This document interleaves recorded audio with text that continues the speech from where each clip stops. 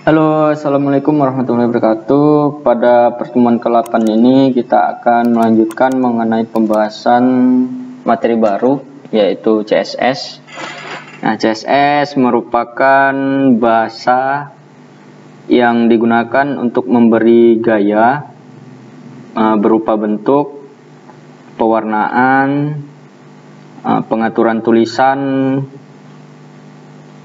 dan ukuran ataupun yang lainnya dari dokumen HTML. Nah, CSS sendiri itu terbagi menjadi dua cara penulisannya, yaitu yang internal maupun eksternal. Kemudian yang internal itu terbagi menjadi dua lagi. Oke, kita bahas yang internal dulu. Nah, di sini buat sebuah folder CSS code. Nah, ini saya tarik ke text editor, kemudian saya buat file baru, simpan dengan nama CSS1, kemudian formatnya masih HTML. Oke, struktur HTML biasa ya. Nah, ada title, pelajaran CSS dasar.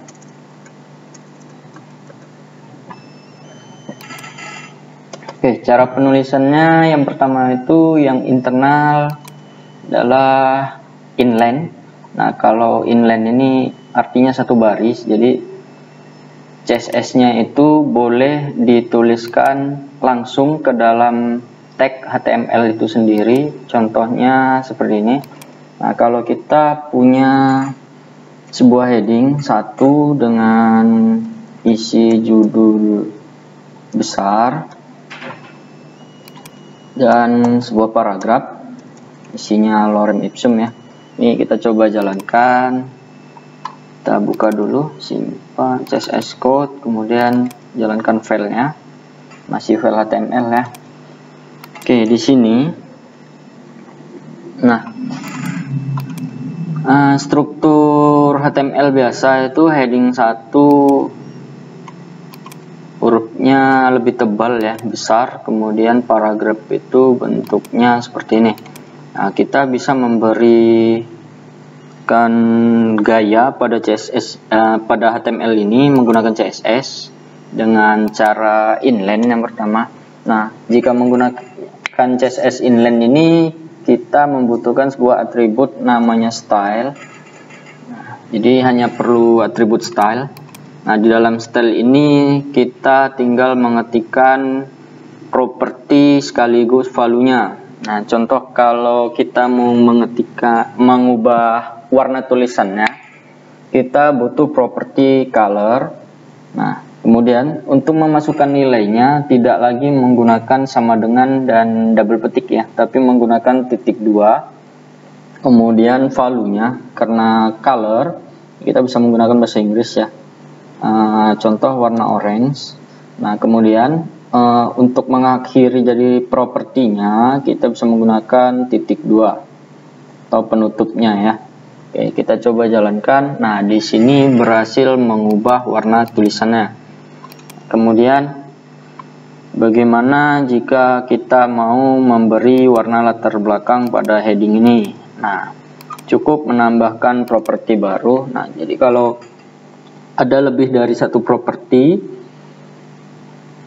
tuliskan propertinya setelah tanda titik koma. Jadi properti untuk latar belakang itu background color ya. Nah, ini dia background color, kemudian warnanya di sini saya mau beri green atau hijau ya. Nah, jika sudah disimpan. Jadi propertinya apa? Di sini color, kemudian background color. Nah, orange ini pada bagian color, property color ini disebut sebagai value, sedangkan pada background color juga disebut value yang greennya. Oke, kita coba jalankan. Nah, berhasil. Nah, itu yang menggunakan inline ya. Pada paragraf juga bisa kita gunakan. Contoh di sini atribut style, colornya apa, contoh green. Nah, jangan lupa tutup. Oke, ini warnanya sudah hijau. Oke, ini yang penulisan dalam bentuk inline, jadi hanya perlu atribut style, kemudian beberapa properti dan value yang sesuai. Nah, oke, kita tutup. Kemudian kita buat file baru. Kita mau belajar yang internal yang kedua, yaitu metode embed. Nah, jadi di sini kita buat file baru css2.html, masih format HTML ya. Oke, ketika struktur kode HTML biasa, CSS embedded. Oke, kita buat lagi heading 1, ini judul, kemudian paragraf ya, ini sebuah paragraf, tambahkan aja lorem kalau mau banyak. Oke, simpan, jalankan file barunya css2.html. Nah, dia kembali ke file biasa. Nah, bagaimana memberi gaya metode embed ini? Nah, metode embed ini tidak lagi menggunakan atribut style pada tagnya, tapi menggunakan tag atau elemen style di dalam head. Jadi di dalam elemen head ini, nah, letaknya itu di bawah title. Oke, ini boleh kita rapikan. Nah, penulisannya di dalam elemen ini, elemen style ya. Nah, ini bagian-bagiannya saya jelaskan. Contoh, tadi kita setelah belajar menggunakan H1 dan P. Nah, H1 dan P ini disebut tag, namun dalam HTML ini, dalam CSS ini disebut selektor atau kata kunci ya. Kata kunci ini bisa berupa nama tag ataupun simbol pagar dan titik. Itu nanti kita bahas dalam ID dan kelas. Oke, sementara selektornya kita gunakan H1 dan P ini aja. Oke, di sini selektor H1. Jadi kalau kita mau memberi gaya pada heading satunya, selektornya adalah H1. Kemudian sebelum menuliskan deklarator, kita gunakan kurung kurawal. Nah, begini. Kemudian di dalam deklarator ini terdiri dari properti dan value. Nah, kalau tadi propertinya color, boleh kita masukkan color juga. Jangan lupa titik 2. Nah, kemudian nilai dari propertinya, contoh warna orange ya. Kemudian jangan lupa tutupnya titik koma. Simpan, kita coba jalankan. Nah, berhasil. Nah, sama kalau mau menambahkan properti lain, hanya perlu menambahkan setelah titik komanya. Contoh, kita beri background tadi ya, background color, kemudian warnanya gray atau abu-abu. Nah, ini dia.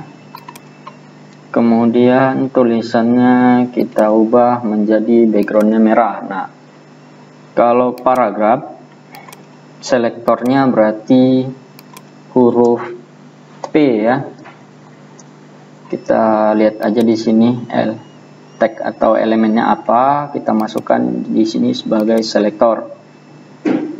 Nah, jadi hampir mirip ya, kalau di HTML-nya sendiri ada tag, kemudian di sini juga ada tagnya H1. Kemudian kalau di HTML-nya ada atribut, di sini ada properti. Nah, kalau setelah atribut ada value, di sini juga ada value untuk propertinya ya, nggak jauh beda. Oke, selanjutnya kita beri warna latar belakang. Kalau latar belakang berarti background color. Nih, marun aja. Oke, kemudian untuk tulisannya berarti property color kita beri warna white. Oke. Nah, selesai. Selanjutnya kita buka file baru. Kita bahas mengenai eksternal, CSS eksternal.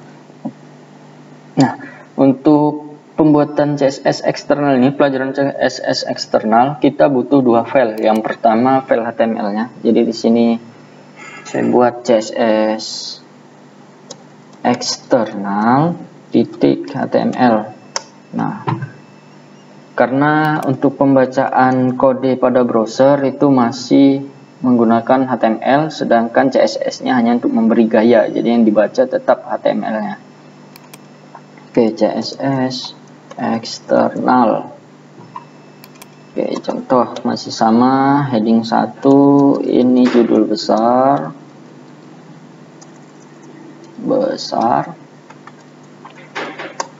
dan paragraf. Oke, ini kita coba jalankan, namanya CSS eksternal. Oke, masih sama. Nah, perbedaannya kita hanya perlu membuat sebuah link yang terhubung ke file CSS-nya. Nah, sebelum dihubungkan, ada baiknya kita buat dulu file baru, simpan dengan nama eksternal. Nah, ekstensinya jangan lupa kita nggak membuat .html lagi, tapi .css, karena ini adalah file CSS-nya. Oke, CSS eksternal. Sama seperti tadi, kita butuh selektor dan deklarator. Tadi yang ada adalah selektor H1 dan P. Oke, kita buat H1. Nah, kemudian P untuk paragraf. Nah, di sini kita masukkan juga properti dan value-nya. Color, contoh kita ubah warnanya menjadi green. Nah, untuk paragraf kita buat colornya menjadi pink. Oke, kita simpan, kita jalankan, kita refresh. Nah, ini belum terjadi apa-apa. Oke, kita lihat kode sumbernya dari sini. Klik kanan, view page source. Nah, di sini belum terhubung file CSS-nya. Cara menghubungkannya, kita masuk ke file HTML-nya. Oke, di bawah title, di dalam elemen head, kita tambahkan tag baru namanya link. Nah, link ini penulisannya menggunakan relationship style, tipenya itu style sheet.